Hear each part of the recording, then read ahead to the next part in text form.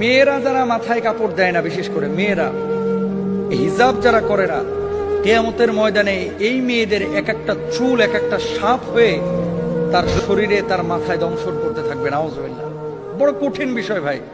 নামাজ পড়া ফরজ, রোজা করা ফরজ, হজ করা ফরজ, যাকাত দেওয়া যেমন ফরজ, পর্দা করা ছেলেদের এবং মেয়েদের তেমনই ফরজ।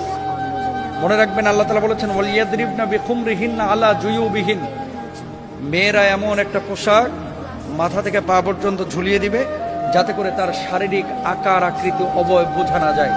আজকে সামান্য একটু ফ্যাশন করার জন্য, নিজেকে জাহের করার জন্য, প্রেজেন্ট করার জন্য, মানুষের সামনে আমার সিল্কি চুলগুলোকে প্রকাশ করার জন্য আজকে আপনি যে পর্দার খেলাফ কাজটা করতেছেন, এই সিল্কি চুলগুলো কিয়ামতের ময়দানে এক একটা ওই রাসেল ভাইপারের মতো আক্রমণাত্মক হয়ে যাবে। এই চুলগুলো আপনাকে মাথার উপরে দংশন করবে। কেন আমরা